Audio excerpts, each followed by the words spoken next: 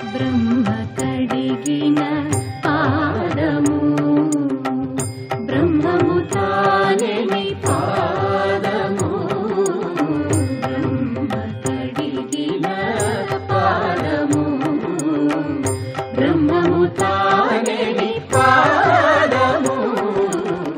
శ్రీ వెంకటాచలాధీశం శ్రియాధ్యాసితవక్షసం శ్రితచేతనమందారం శ్రీనివాసమహం భజే శ్రీనివాసమహం భజే. దూరీకృతసీతార్తి ప్రకటీకృతరమవైభవస్ఫూర్తి దారితదశముఖకీర్తి పురతో మమ భాతు హనుమతో మూర్తి. శివాయ గురవే నమః. శ్రీమాత్రే నమః. శ్రీ విష్ణురూపాయ నమః శివాయ. శ్రీ ఆంజనేయాయ హనుమతే నమః. అన్నమాచార్యుల వారు వెంకటేశ్వర భక్తుడై 32,000 కీర్తనలు రచించారు. ఇందులో అద్భుతమైన కవిత్వము తత్వము ఒకటేమిటి, సర్వశాస్త్ర రహస్యములు దాగి ఉన్నాయి. అన్నమయ్య సాహిత్యం ఒకటే అనేక గ్రంథాల పెట్టు. ఒక అద్భుతమైన క్షీరసాగరం అంత సాహిత్యం రచించాడు మహానుభావుడు. అందులో వెంకటేశ్వరుని యొక్క సౌందర్యాన్ని వైభవాన్ని తత్వాన్ని లీలల్ని చెప్పడం ఒకవైపు, ఇక రకరకాల కీర్తనల్లో అన్నమయ్య రచించిన కృష్ణ సంకీర్తనలు, అన్నమయ్య రామకీర్తనలు, అన్నమయ్య నృసింహ కీర్తనలు, అన్నమయ్య హనుమత్ కీర్తనలు, ఈ 4 ప్రధానంగా చెప్పుకోవాలి. ఇవి కాక గతంలో అన్నమయ్య రచించిన సుదర్శన కీర్తనలు కూడా కొన్ని వివరించడం జరిగినది. ఇవన్నీ ప్రత్యేక దేవతా కీర్తనలు. అయితే అన్నమయ్య బహుళంగా రచించిన కీర్తనల్లో వెంకటేశ్వరుని తర్వాత కృష్ణుడు, రాముడు, హనుమంతుడు, నరసింహుడు 4 చాలా విశేషంగా రచించాడు. అందులో హనుమంతుని చెప్పడం చాలా ప్రత్యేకమైన అంశం. ఎందుకంటే మిగిలిన 3 కూడా విష్ణువు యొక్క అవతారములే గనక వాటిని చెప్పడంలో వెంకటేశ్వరుతో సమానంగానే వర్ణించవచ్చు. రాముడు, కృష్ణుడు, నరసింహస్వామి వీరు 3 వర్ణన వెంకటేశ్వర వర్ణన. కానీ హనుమంతుణ్ణి అదే సమాన స్థాయిలో వర్ణించుతూ ఒక పరమాత్మగా, పరబ్రహ్మగా, సర్వదేవతాత్మకుడుగా దర్శించి ఉపాసించి ఈ కీర్తనలు రచించారు. అన్నమయ్య హనుమత్ కీర్తనలు వినేటప్పుడు అన్నమయ్య హనుమంతుని ఎలా వర్ణిస్తున్నాడో వినడం కాదు, ఇక్కడ ఆ కీర్తనల్లో అన్నమయ్య హనుమద్ ఉపాసన రహస్యాలు పెట్టాడు. అందుకే చెప్పుకోవడం ఇవన్నీ కూడా. అంటే అన్నమయ్య కీర్తనల ఆధారంగా మన హనుమత్ తత్వాన్ని చెప్పుకుంటున్నాం. హనుమంతుని ఉపాసనామూర్తిగా మనకి రామాయణం కాక ఇతర గ్రంథాలు అందిస్తూ ఉంటాయి. రామాయణం కావ్యంగా రచింపబడుతూ మంత్రములు లోపల దాచిపెట్టబడి ఉన్నాయి. అందుకు హనుమద్ ఉపాసకులకి రామాయణంలోని సుందరకాండే పారాయణ గ్రంథం. అందులో మంత్రములన్నీ రహస్యంగా ఉంటాయి. అందులో దాగిన మంత్రమూర్తుల్ని పరాశర సంహిత అనే మంత్రశాస్త్రం వర్ణిస్తున్నది. ఇది కాకుండా సనత్కుమార సంహిత, అగస్త్య సంహిత ఇత్యాది మంత్రశాస్త్రాల్లో హనుమన్ మంత్రములు చాలా ఉన్నాయి. ఇవి కాకుండా 12 పురాణాల్లో హనుమంతుని యొక్క వర్ణనలు, కథలు ఇవన్నీ ఉన్నాయి. అయితే ఇందులో ఏవి ప్రమాణము అంటే ఒక స్టోరీలాగా, హిస్టరీలాగా భగవత్ చరిత్రను చూడడం కాదు. భగవంతుని యొక్క చరిత్రని మనం చారిత్రకంగా దర్శించలేకపోతే ఉపాసనాపరంగా దర్శించాలి. అందుకు హనుమంతుని ఉపాసనాపరంగా దర్శించినట్లయితే హనుమన్ మంత్రమూర్తులు ఎన్ని ఉన్నాయో హనుమన్ మూర్తులు అన్ని ఉంటాయి. ఒక్కొక్క మంత్ర ఉపాసనలో వెలువడేటువంటి తేజస్సే ఆ దేవత యొక్క మూర్తి. అలాగే హనుమన్ మూర్తులు ఎన్నో ఉన్నాయి. ఆ మూర్తులు రకరకాల కాలాల్లో రకరకాల ఉపాసకులైన మహర్షులను అనుగ్రహించారు. ఆ అనుగ్రహించడమనే హనుమత్ చరిత్రగా మనకి లభిస్తున్నాయి. ఇవి హనుమత్ సంహిత గ్రంథాలు చాలా మనకున్నాయి. అందులో ప్రధానంగా పరాశర సంహిత చెప్పబడుతున్నది. అయితే వాటిలో చెప్పబడ్డ మంత్రమూర్తులన్నీ రామాయణంలో అనేక సందర్భాల్లో కనిపిస్తుంటారు. ఇక్కడ అన్నమాచార్యుల వారు ఆ సంహితా గ్రంథాల్లో కనబడ్డ హనుమన్మూర్తుల్ని, ఆ కథల్ని కూడా తన కీర్తనలో చూపిస్తున్నారు ఇక్కడ. అందుకు ఈ అన్నమయ్య హనుమత్ కీర్తన అర్థం కావాలంటే హనుమద్ ఉపాసనా రహస్యాలు తెలియాలి. అలా ఏ కీర్తన అర్థం చేసుకోవాలన్నా కేవలం సాహిత్య దృష్టి, పదాలకు అర్థం తెలిస్తే అన్నమయ్య అర్థం కాడు. తత్త దేవతా మూర్తుల యొక్క ఉపాసన మర్మములన్నీ కనిపిస్తాయి. అందుకే అన్నమయ్య కీర్తనలు మంత్రశాస్త్రం. ఇక్కడి నుంచి మనం అన్నమయ్య గురించే ఏడాది నుంచి వింటున్నామనే భావం కాకుండా హనుమంతుడి గురించి ఇప్పటి నుంచి వినబోతున్నామనే భావంతో మనం పరిశీలిస్తే హనుమన్ మంత్ర రహస్యములు, ఉపాసనా ఫలం ఈ కీర్తనలు విన్నవారికి లభిస్తున్నాయి. అలాంటి విశేషముగా రచించారు. ఒక్కొక్క కీర్తన ఒక్కొక్క హనుమాన్ చాలీసా అంత గొప్పది అని కూడా మనం భావించుకోవచ్చు. అలా అన్నమయ్య అందించినటువంటి హనుమద్ వైభవాలు ఈ రోజు నుంచి పరిశీలించబోతూ ఉన్నాం.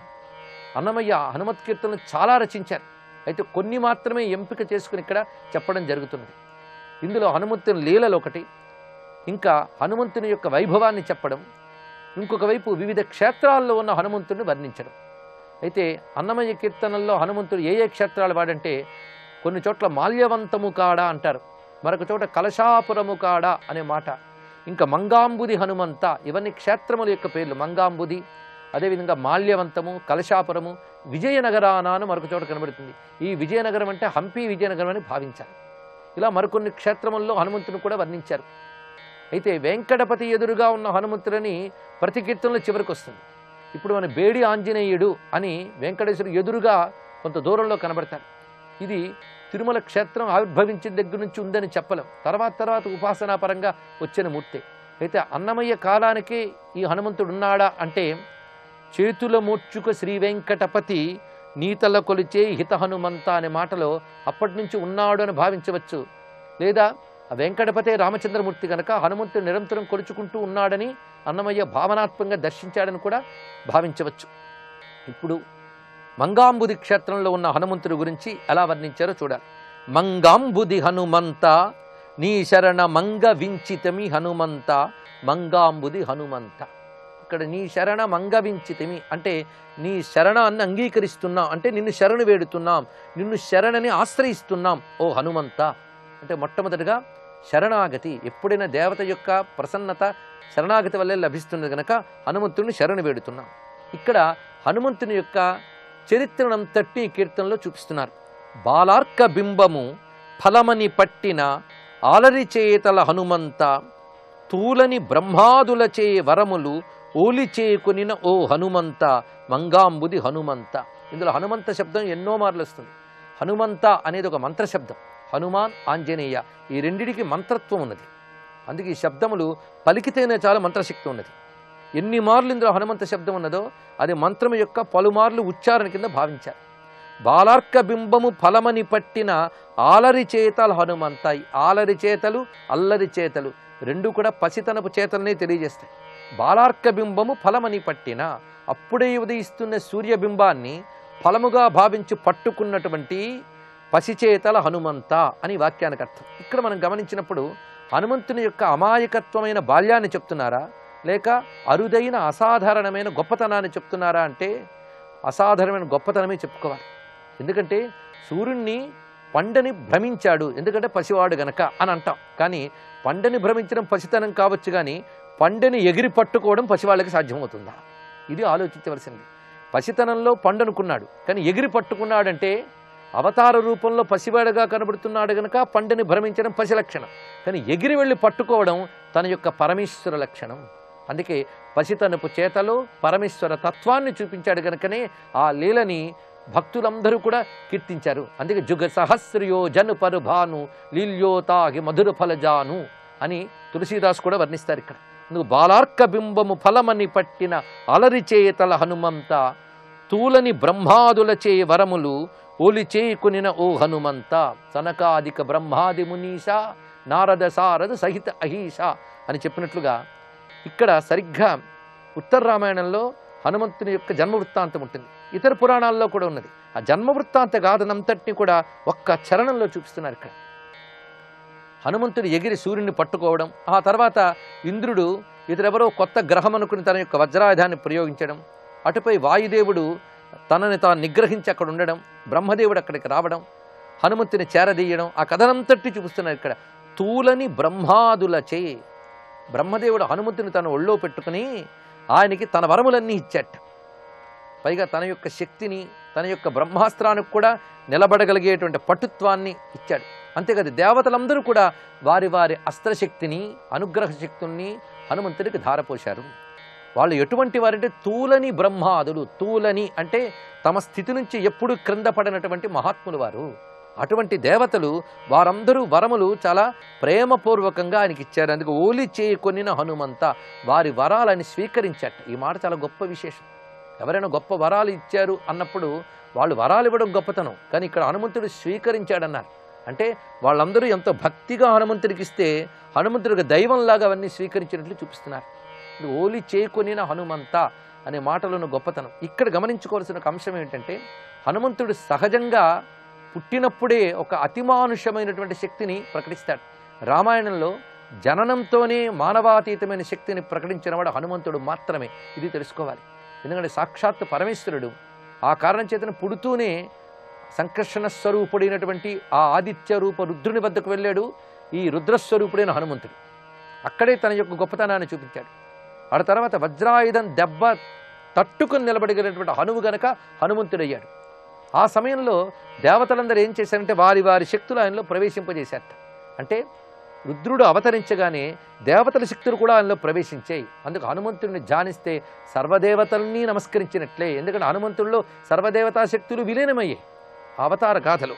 ఈ విధంగా సర్వదేవతాత్మకుడిగా ఉన్నాడు అనడాన్ని అక్కడ మొదటి చరణంలో చూపించారు. ఆ తర్వాత స్వామివారు తన యొక్క లీలాకార్యాన్ని ఏ విధంగా ప్రకటించారు అనేటువంటి మిగిలిన 2 చరణాల్లో చూపిస్తున్నారు. ఇప్పుడు సుందరకాండలోకి ప్రవేశం. జలధి దాట నీ సత్వము కపులకు అలరి తెలిపితివి హనుమంత, ఇలయునాకసము నేకముగా అనటు బలిమి పెరిగితివి బలి హనుమంత. జలధి దాట నీ సత్వము, సముద్రాన్ని దాటడానికి తన బలాన్ని ప్రకటించట. ఆ ప్రకటించినప్పుడు అలరి తెలిపితివి, చాలా ఆనందంగా ప్రకటించాడు తన యొక్క సత్వమును. ఆ ప్రకటించిన ఎలా ఉన్నది అంటే ఇలయునాకసము నేకముగా అనటు బలిమి పెరిగితివి బలి హనుమంత. సుందరకాండలో సరిగ్గా ఈ ఘట్టం కిష్కింధకాండ చివర హనుమద్ విజృంభ ఘట్టము అని చెప్పబడుతున్నది.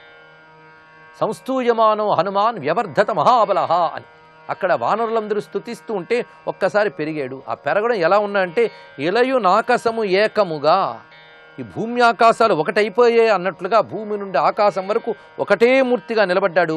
బలిమి పెరిగితివి, ఆ బలంతో పెరిగేట.